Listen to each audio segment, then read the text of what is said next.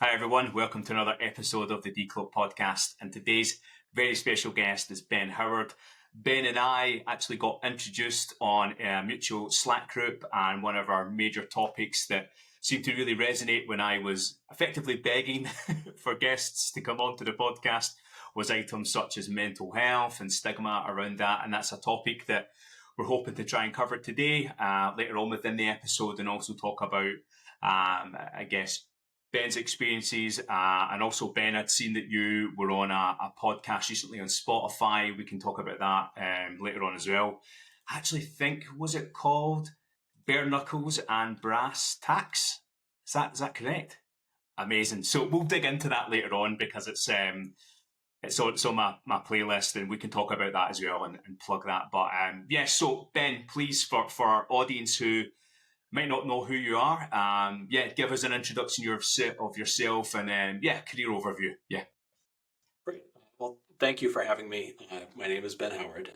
I have tried to start introducing myself with the things that are most important in my life, which is that I'm a father of three young children. I'm a husband, and I also happen to work in IT and cybersecurity. I'm currently the head of IT and cybersecurity at a startup in the Cambridge, Massachusetts area, Inari Agriculture.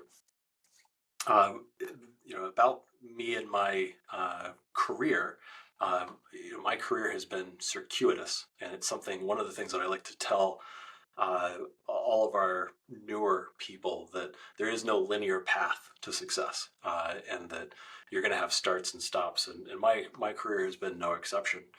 I think beyond work, I am let's call it a semi-avid runner, and we're, I think, going to talk more about this a little later when it comes to coping mechanisms. And part of the reason that I'm here, and for your audience, for awareness, when we're talking about mental health, there are likely to be, it's likely to take a slightly darker turn. And I personally am a suicide survivor. I have attempted suicide in the past, not directly related to cybersecurity, but something that you never quite get over, you never quite get past. There is no, this was one and done. And that cybersecurity continues to be a stressor on my mental health as well as the mental health of others.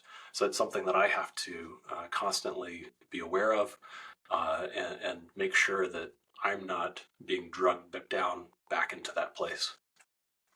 Excellent. And again, Ben, I think it's a subject matter that quite a lot of people don't really want to touch, but they don't really want to talk about, regardless of any industry. And I think for us, we're not necessarily trying to put people off of cyber. There are many, many amazing things, but ultimately, we'll kind of discuss those types of things that potentially could lead to triggers.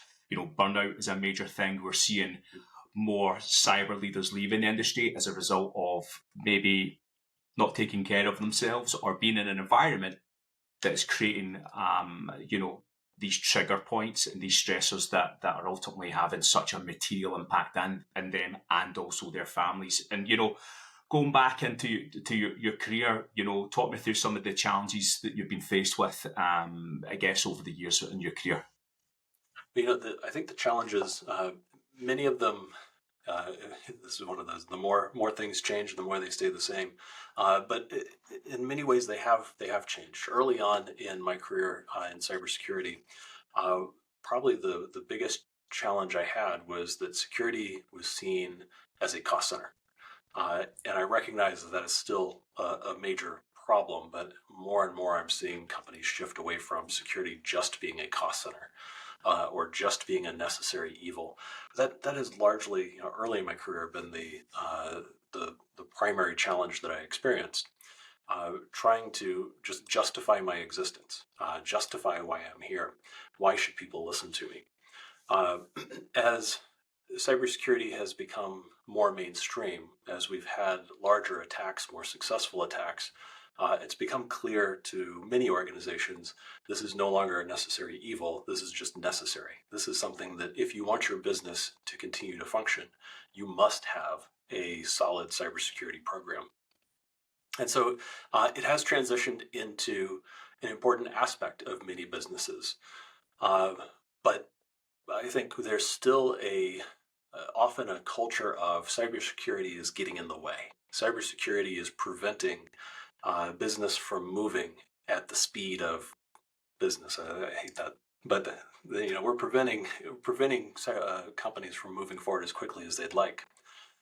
And moreover, I think we have a bigger problem right now with CISOs having accountability for cybersecurity and cybersecurity incidents, but not having the authority necessary to successfully implement a cybersecurity program.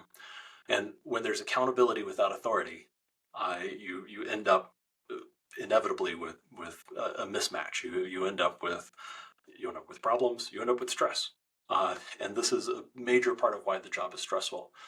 Beyond that, this isn't an evolution, but one of the major challenges is just how frequent, how common these attacks are. I remember when I first got into cybersecurity, I was looking at over 300,000 attacks a day.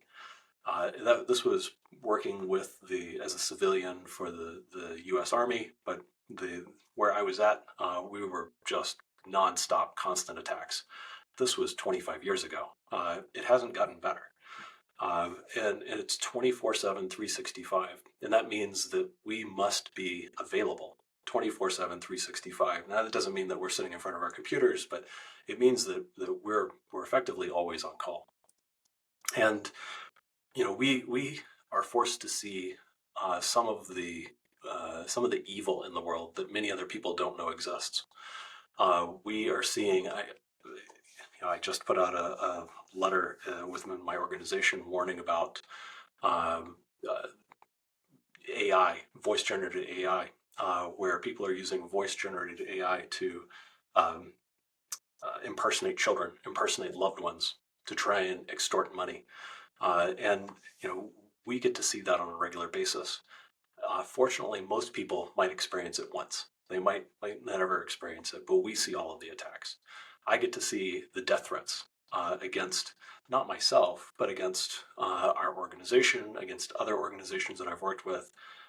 We get to see just people's financial and personal lives completely destroyed because of one misclick. And so it's stressful. And it all comes back to, when we are seen as holding the organization back while we are fighting actual evil. It hurts. It's an emotional challenge. Now, that's not to say, that you said earlier, we don't want to discourage people from getting in. The reason we're here is to fight evil. It's to stop these successful attacks. It's to protect value within our organizations. And this is not to say all organizations treat cybersecurity as if it's second class. It's not to say all organizations do not provide the authority necessary, but this is one of the primary challenges that we see. And it can be emotionally draining. It can be very stressful being in an environment where you're seeing the evil and you're not, there's not a culture of support around cybersecurity. I think that's excellent insight, and I don't think probably in all my years, or even on the podcast, anyone's actually articulated it in that way. I guess we are fighting evil. We're fighting lowlifes, scumbags, whatever kind of industry or vertical that we're in, people that want to cause either the company we work for, cause them harm, the employees, or even the general public, for like things like scams. That's really interesting. You're talking about the AI voice generated attacks. In your opinion, Ben, do you think that's going to be expedited and increase and become the norm in like 2025 and beyond? Because like there's so many tools now that are just frequently available, like freemium mode, people can pay like, I don't know, $20, use a tool, and then next thing you know, I guess they can create scams, romance scams or whatever it may be, or CFO type frauds. Do you think that's going to increase? What's your kind of general opinion on that? Absolutely. I think this is set to increase. And I think this is why we just saw guidance in the last several weeks from the FBI in the US talking about you need to start establishing safe words. with your family. This is not going away. There is no protection. The voice generation from AI, the video generation from AI is good to the point where it borders on indistinguishable. It's only going to get better. If you even within organizations, I think take care of your family first. Make sure that you get a safe word with your family first, or a safe phrase. But even within organizations, this is something to start thinking about. We have, and most organizations have a CEO, a CFO, a COO who has a public persona, a public presence. They go to conferences, they speak. Your voice is out there. Your face is out there. It's trivial at this point to replicate you and get you saying anything I want you to say. So we're already seeing this. We're already seeing live Zoom that has there's the CEO right there saying whatever the attacker has told this avatar to say. We're already seeing it. So even within organizations, we need to start talking about safe words, safe phrases. The treat these AI attacks the same way that you would protect your family. Now, there's going to be more sophistication coming out, I imagine, that will help protect organizations, help detect AI-generated voice and video, but that's not going to be available to everyone. And I think that the technology to get there is going to always be playing catch-up. Yeah, I think it's almost like a new industry could be created. There'll be vendors or stealth startups probably salivating at that prospect. It's almost like a tool that you would need in your organization that generates encryption keys, but would generate safe words. I may have just made $1 billion on the back of that idea, but I would imagine, that type of technology part of your security awareness. For example, I had a vendor recently, training platform, and they had copied our CEO and completely, I would reckon it was about 95% accurate. Imagine if that had better resource compute power, better machine learning, that could almost be, as you said, indistinguishable. And I think we saw it recently with was it a CFO, I think, was potentially compromised over a Zoom call. I think it was like, don't quote me on this, I think it may be a few $1 million, maybe even $10 million of actual fraud because they thought they were speaking to employees in the company. And, this sort of stuff is absolutely crazy. But I digress. And, one of the items you mentioned, your challenges is security being seen as a cost center. And that's kind of changing. Do you have any advice, like from your career, like how you've managed to help navigate the business away from that mindset, and getting them away from that? Well, I think I'm going to go with a little bit of yes, a little bit of no, in that Okay. I think organizations where I've been, where security is seen as a cost center, IT is seen as a cost center, anything that's not producing revenue is seen as a cost center. In some ways, I have a belief that might be not a good fit for where I want to be. And so I'm not necessarily interested in trying to change that. However, more generally, I do have some recommendations about how to talk about cost and how to, rather than security being an exercise where we evaluate what risk we have and what controls we should put in place, start to evaluate what is the cost if we don't act, what are the savings if we do act, and start to actually make a business case. Start to speak in the language of the business. Because if we speak in the language of the business rather than, well, we're going to get ransomware if we don't have phishing training and we don't have antivirus, and if we do get ransomware and we don't have backups, then we won't be able to recover. Great. What does that mean to the business? What's the loss to the business? What is the savings? How much is it going to cost? And are the savings higher than the cost?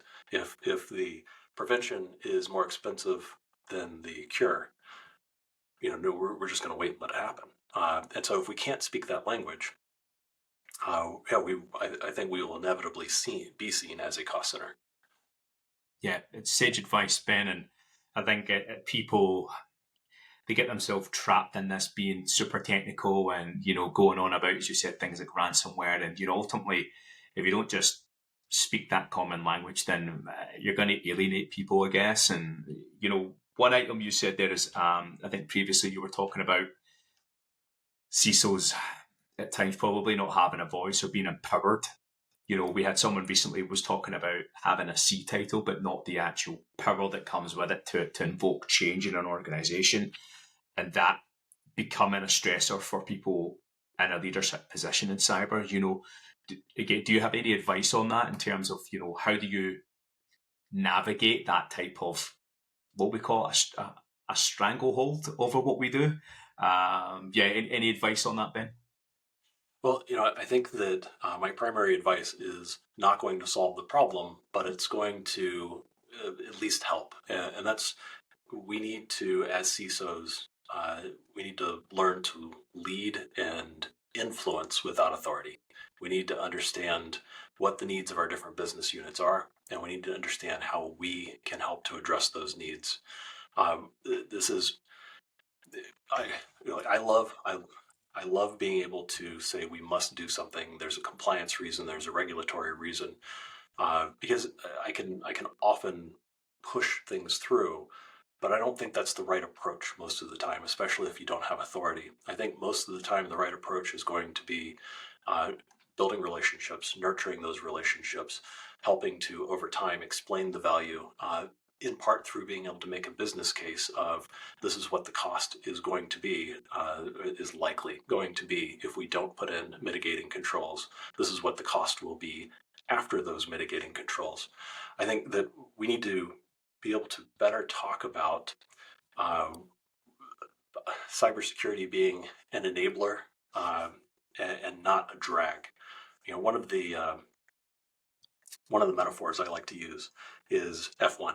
F1 is very popular in most of the world, maybe not so much the U.S., but that we're a lot like the people who design the brakes, the people who design the spoiler, the people who design the suspension on an F1 car. And without those things, the car is going to be lighter and can probably go faster until it hits a curve. And then there's going to be a problem. And so what we're doing is designing parts to that car that will allow somebody to go as fast as they can go, slow down when they need to, and then get back up to speed quickly. And so I think we need to start to change the narrative to, we are an enabler. We enable you to get all through that course, to go as fast as you can possibly go, but slow down when you need to so that you can quickly get back up to speed. Without us, you're in the wall the first turn that you come across. I absolutely love that, and I don't think people really tend to see cyber roles like that. I think it's good to take stock and then use, as a good metaphor like that is effectively to be a business enabler, align with the business and scale with it when it's on that trajectory or when it's on that bumpy ride, is to safeguard what's going on in the company. So, yeah, in terms of your topic that you want to discuss that you feel needs relevance and clearing up within the industry. Well, I think I wanted to get back around to mental health, Yeah. burnout, and coping mechanisms. And these are related to the stress that comes from some of the challenges, the stress of look, no matter how well you're supported at your organization, we are still our job is fighting evil, and it's a faceless evil. We don't get to see our adversaries. Um, we don't get to know our adversaries. We're just dealing with an onslaught of constant threats.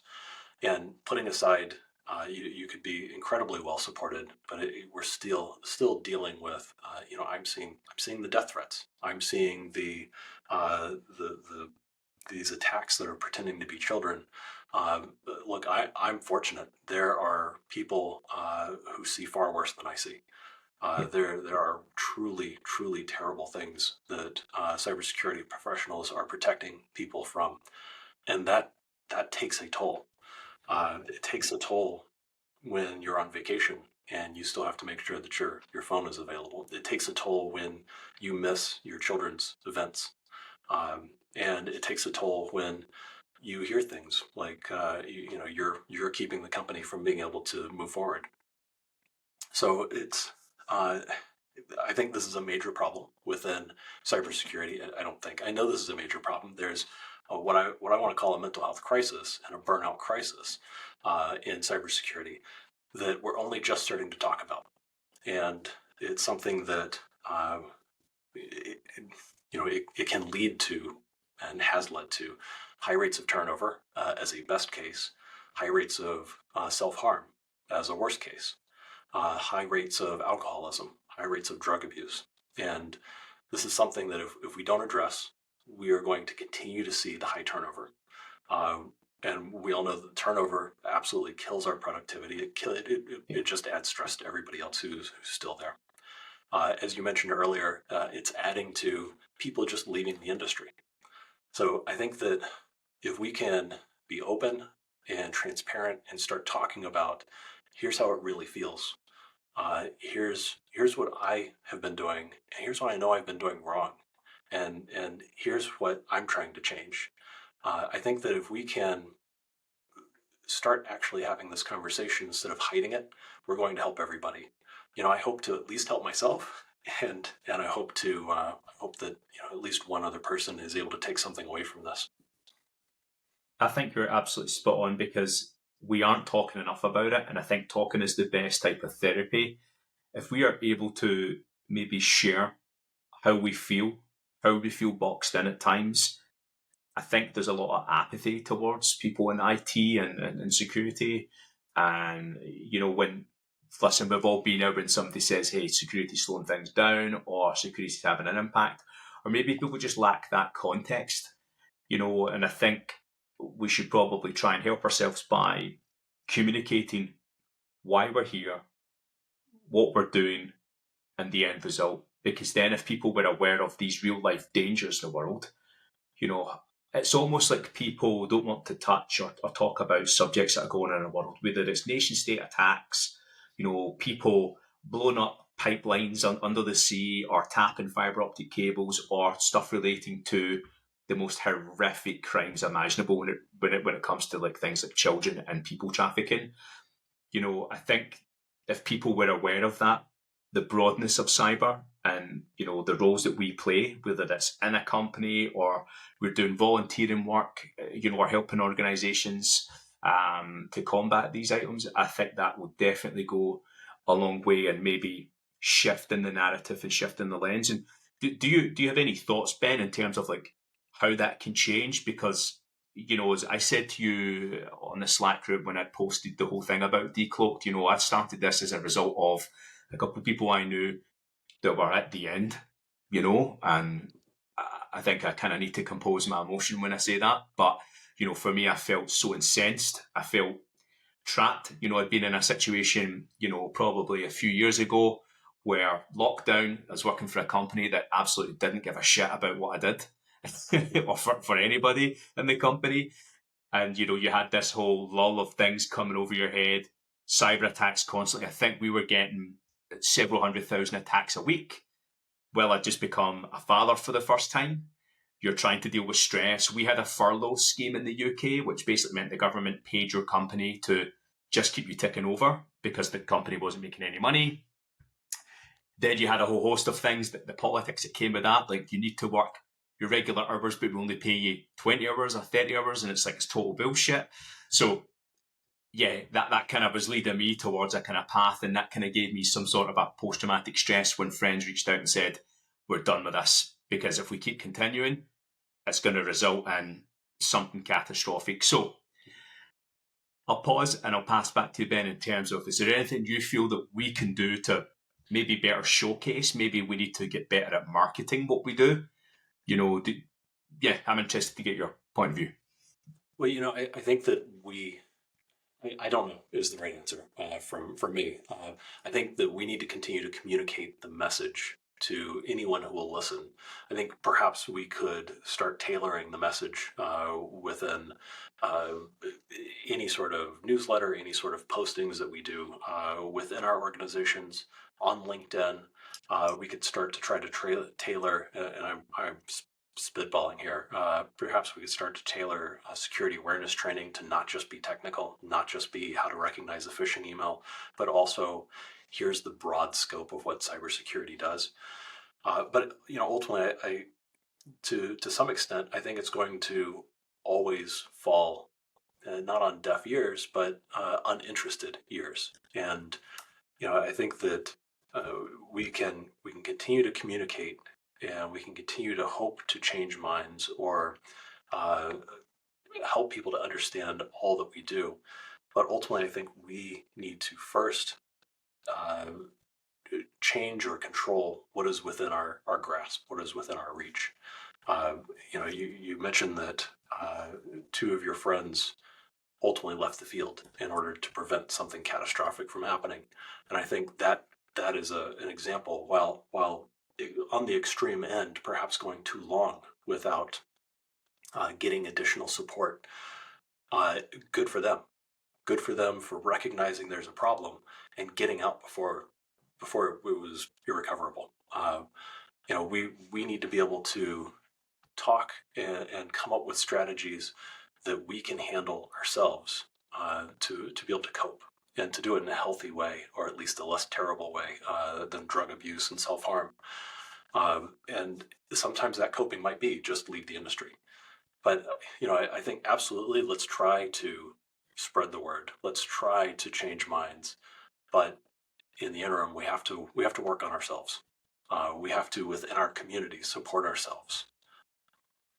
Absolutely. And I think we're almost like, this is going to sound incredibly cheesy, right? But it feels like we have a sense of duty. We take great pride and honour in our work. And I think maybe at times we probably get too involved when we're in that leadership position because we feel like we are the first and last line of defence. And I think before we know it, time moves very quickly. As you'll know, before we know it, we've missed out on key events in our families' lives, or maybe we become very detached from social situations or social circles. When you were going through your situation, were you aware of that decline? Were you aware of specific behaviours? And, again, entirely up to yourself, Ben. If you feel comfortable, if you want to talk about that. But, I'm interested to get to know if you'd recognised the decline, or was it just too late? Because, people I spoke with, like, hey, we would just went 2 years without a day off. And it's like, that's why you're burnt out, because you're not building coping mechanisms. But yeah. But I think yes and no, and I am still to this day, and I think for as long as I encounter stress, I will still be working on identifying causes and how I can cope with that stress. But I have historically done the same thing. I take very few days off, and I'm the first in the last line of defense. I'm the first one in the morning, the last one to leave. I'm the one who's always going to be on call, and I think that this is something that I've only recently, at least recently, as in 2024, in the last few months, started recognizing how much that's not only harming me but those around me. And I've started to recognize that when I take that much ownership, when I take that much control, not only am I putting this impossible burden on myself, not only am I doing things like drinking to excess and missing sleep and missing family events. I'm harming my family. I'm harming my organization. If I'm not able to spread that around, I end up being a single point of failure. What happens if I'm not available? What does the organization do if I haven't built that robust capability throughout my organization? I'm taking away experience opportunities, learning opportunities. How do we teach and mentor the newer people in our organization and our cybersecurity organization if we're not giving them the opportunity? If we're going to be, where the buck stops, but also the first to respond, we're taking away opportunities to learn. And so it's taken me a long time to realize that. And I'm working on it myself. And I have gotten to the point where I have been completely burned out. And this is where I want to highlight, as you said earlier, we don't want to scare people away from cybersecurity. This is me doing it to myself. This is not cybersecurity doing it to me. Yeah, I agree. And I think at times there's probably not enough light being shone on the great work that happens in cyber. It's the most challenging, most rewarding job that you can get. When you see those light bulb moments in people when they learn something or they can apply it to their actual real life, it's like super positive. Like the buzz I get from that is absolutely incredible. Or you achieve a milestone that has a material impact in the company, or if you're lucky enough, manage to embed something as part of the company's history. Like maybe achieving a certification for the first time, or maybe deploying a new type of technology that completely, changes everything. Whether it's, I don't know, single sign-on makes things easier to access systems, or something that can scan and detect various different vulnerabilities so you have an insight before the bad guys have them. I think that's where all the amazing stuff is in cyber. And what we're trying to do, hopefully through this channel and through the guests, is to teach people, to give them advice and say, hey, recognize when you're at your limit and try and do something about it. Try and look for coping strategies and mechanisms. Like someone said to me recently, someone I'm involved in as a non-executive director at a company, a health company, and they were talking about alcohol addiction. I think we kind of just like, hey, we use it as a social gateway, or we use it to maybe help us get to sleep or whatever it might be. But they were like, oh, it's a carcinogenic. And that's the first time anyone had ever said that to me. I don't like using it. I'm middle-aged. I don't know yet.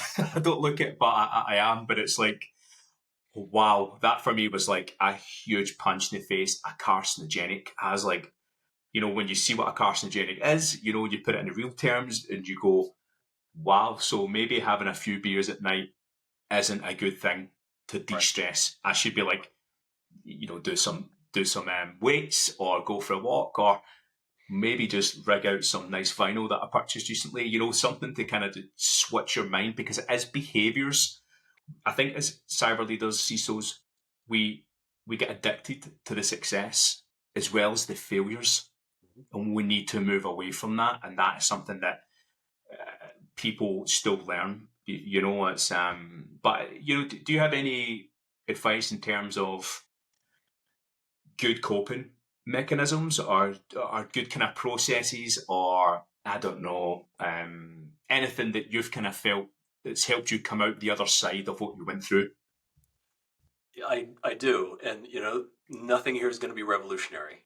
So I don't have a course to sell. I don't have a book to sell. So I'm not gonna tell you something that you haven't already heard. Yeah.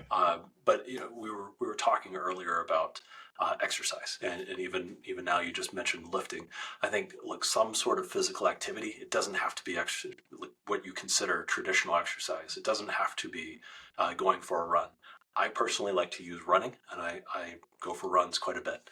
I personally like to use weightlifting, and I lift weights, not as much as I should. But it can be just going for a walk. One of the things that I try to do with my team is a meeting that doesn't need to involve a whiteboard, doesn't need to involve video, sharing a screen, something to that effect. If it's a one-on-one, and the weather is nice, we're going outside. We're going to go for a walking meeting. I want to get away from the desk. Any chance that I have, get away from the desk. Just walk up and down the stairs. I like these are small, but my office happens to be on the 5th floor of my building. I try to use the bathroom on the bottom floor, and I take the stairs. And this is just a quick, easy way to get a little bit of for just 2 or 3 minutes, I'm now alone walking up and down the stairs. For just 2 or 3 minutes, I'm taking a break. And I'm getting just that slightest bit of activity that's helping me to regulate my emotions, helping me to cope with what's going on. Absolutely, if you can do more physical exercise, that's great. But start small, just the little things. But I think it's just as important to realize how dangerous some of the unhealthy coping mechanisms can be.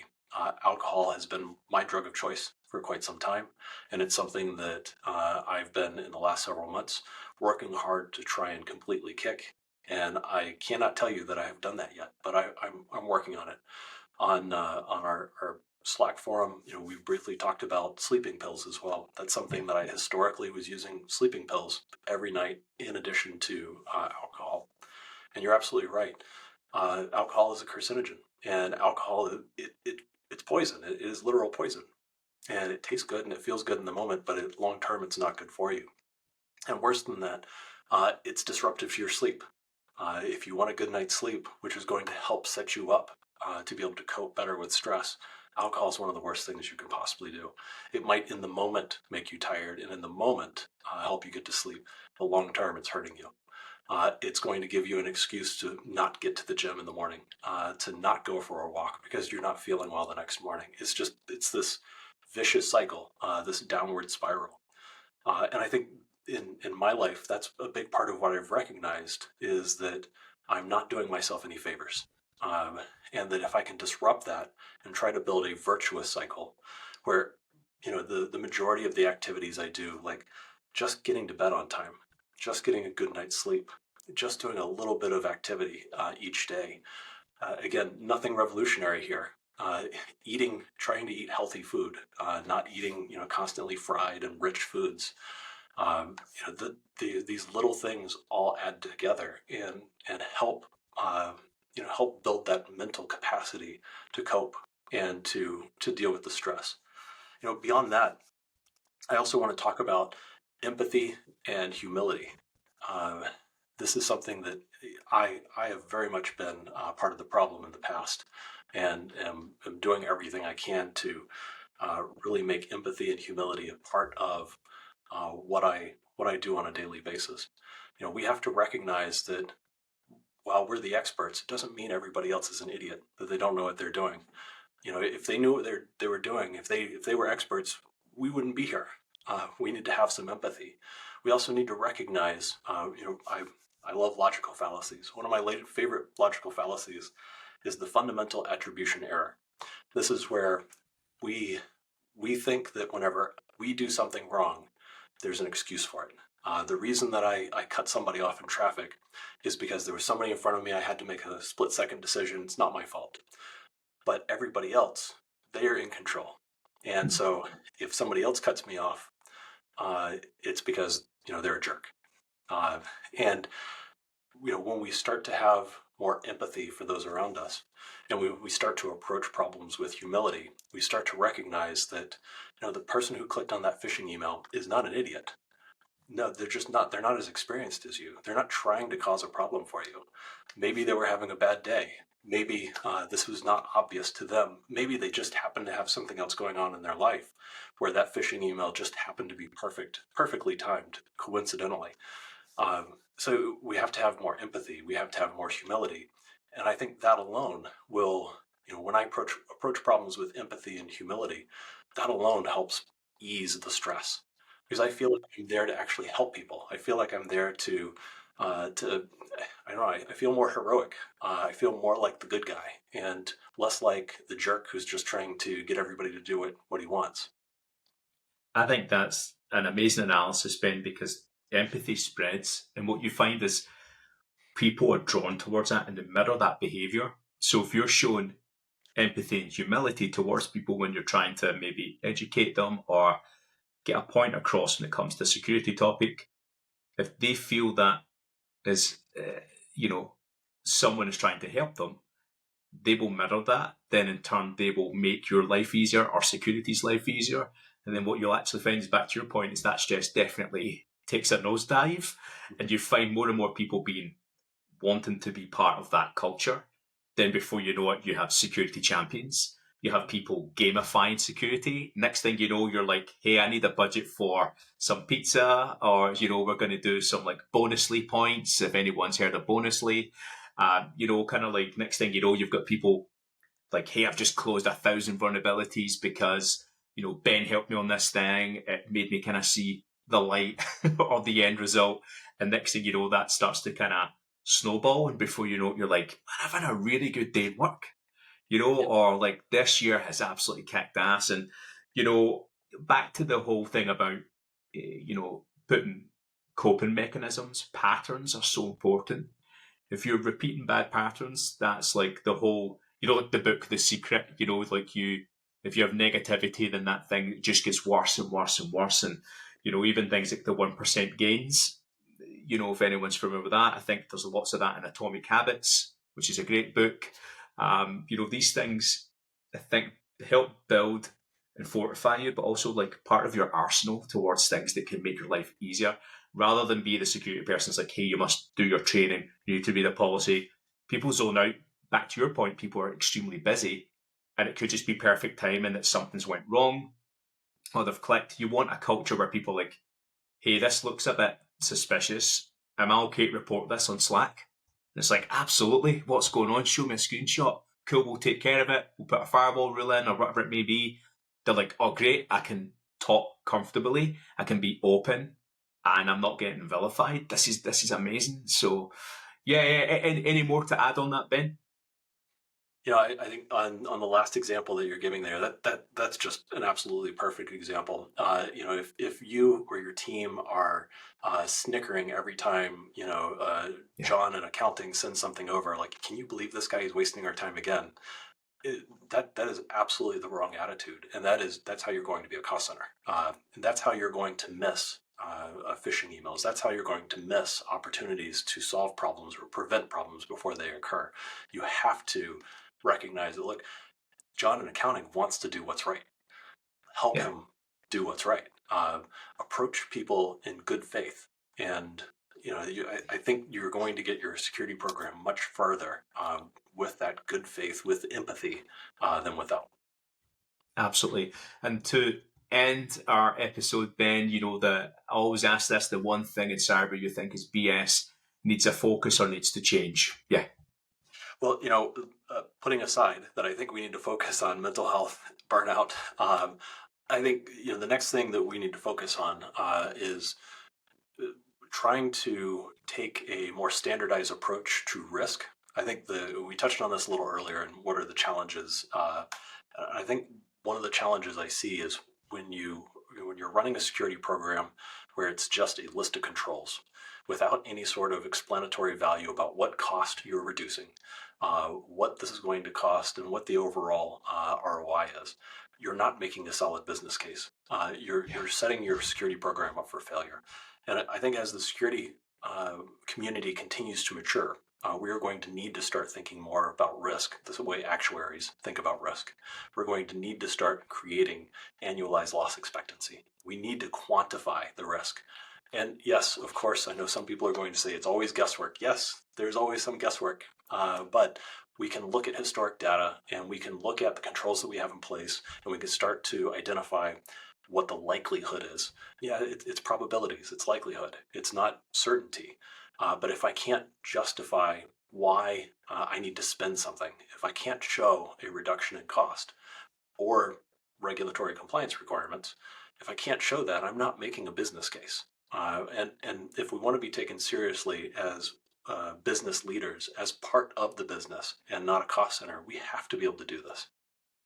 Absolutely. It's interesting. One of the number one themes through my short time in doing this podcast is everyone US based that I speak with has such a major focus on risk management, quantification, being able to make a business case. Now, some people say that they're really good at, like, they take like a product manager mindset. So they write a user story. Mm-hmm. If such and such happens, this is the bad thing. This will impact you. It's about you. Other people use massive amounts of like Monte Carlo scenarios and, probability theory. And it's like, I had one person describe something, which will be in season 2. It was like the multiverse, like I'd imagine like the Marvel Cinematic Universe. Mm-hmm. And it's like that works in their organization because everyone there is like, they have a bar raiser mindset. So everyone needs to think like that, which is kind of takes a long time to get to the actual solution. But I think it's becoming, it's almost like it's reverting back to like maybe a few, like, I don't know, maybe 10 years ago when risk management was the thing. It was before anything. Like, I think it's reverting back because, as you say, it's the common language within the business to be able to understand return on investment and what's the actual bottom line. Because if you engage your executives, they're not going to really look at a massive Excel spreadsheet or a 50-page slide deck. They want a nice summary detailing why they're spending something, what's the return, and does it keep them out of jail, effectively, or any kind of fines. And, I think there's an interesting book, I think it's called How to Measure Anything in Cybersecurity. I'll put it in the description. For the life of me, I can't remember who the author was. Apologies to everyone watching this, but that has, I think from page 36 onwards, is a really good synopsis of risk management, quantification, why it's important, how you can influence people. So, yeah, I think that needs definite clarity around how we articulate risks to the business and that overall impact. But yeah, Ben, any thoughts on that or any final summaries? I think as a final summary, I want to touch back on mental health and burnout. That these are conversations that we need to, as a community, have. We need to start helping people recognize that it's okay to have the conversation. They don't need to be comfortable having the conversation with you. They need somebody that they can talk to, though. They need the space. Our people need the space to be people. They need the space to be with their families, to take time off occasionally. And then to anybody who may be on the fence, start with reducing your alcohol consumption. Start with little bits of exercise. Start with empathy if you haven't already started to incorporate that, and just give it a try. But be transparent, be honest, be open. Recognize that this problem exists. Don't hide it. You're not Superman because you can deal with the stress better than somebody else. What you ultimately end up with is you get to the end of your rope and you either have to quit or bad things happen. Yeah, absolutely. And again, Ben, thank you so much for sharing your experiences, sharing your advice. This sort of thing, I think, is predominantly more in males because, again, we maybe don't have an avenue to have an outlet or to speak to people, or we forget that we have a family or friends that are here to help us, and I think through your experiences, I really hope that we can help people within our industry. We can also highlight, what happens if you don't deal with these things. That's the most important thing, because we don't want people to start their journey, get to leadership, and they're like, oh my God, this is horrendous. Then we have the brain drain. We have people leaving. We don't want that whatsoever. So again, Ben, thank you so much for reaching out to me.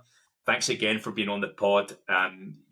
For everyone watching this, again, show some love to Ben. If you know anyone that is struggling, reach out to them, help them. Especially in our industry, because it seems like there's less and less people each year remaining in the industry, and we want to avoid that at all costs. And again, everyone, please like, share, subscribe. And Ben, thank you so much again. Thank you for your time. And thanks again. Leo, thank you for having me. I really appreciate it. Thanks, man.